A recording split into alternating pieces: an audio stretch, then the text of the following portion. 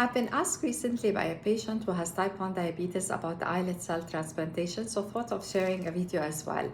So basically, patients who have type 1 diabetes, they tend to have failure of their pancreatic beta cells, which are normally responsible for the production of a hormone called insulin.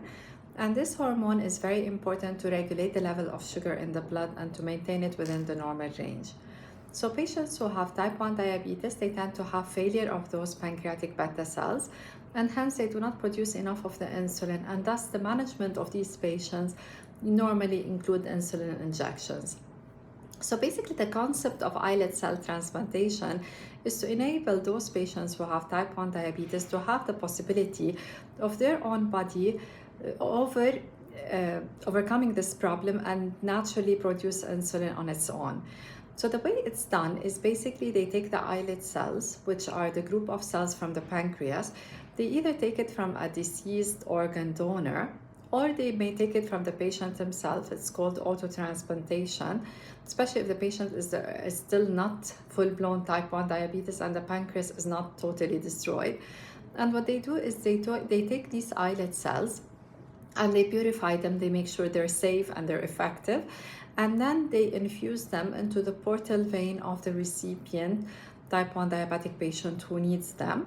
And basically from the portal vein, these islet cells would go to the liver, and in the liver, hopefully they will fully regenerate, and then they will start to be transplanted and then start to be efficient in producing insulin. And this usually would help the patient to become either independent on insulin injections, or at least have less insulin injections compared to the normal. Like instead of having 4 or more insulin injections per day, they may need 1 or 2 times a day.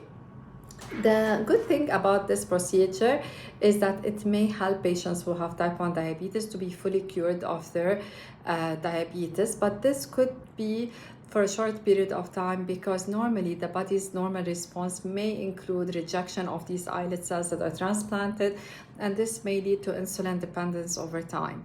If we want to look at the research, the success rate of such a transplant may reach up to 50 and slightly higher, with patients being totally insulin independent within the first year, like 50% of those people. But over time, that percentage becomes less, like it will become 30% at 5 years, and then less than 10% at 20 years. So the majority of those patients would end up to be insulin dependent again.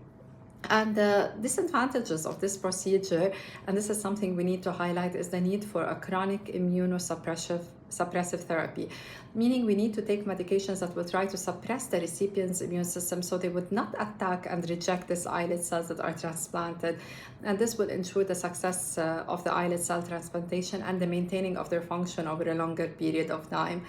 So these patients need to know that this immunosuppressive therapy may increase the risk of infections. It might likely increase the risk of cancer as well. So basically, islet cell transplantation has been for some time. It's not a new procedure. Some patients have done it abroad, especially in the United States and Europe.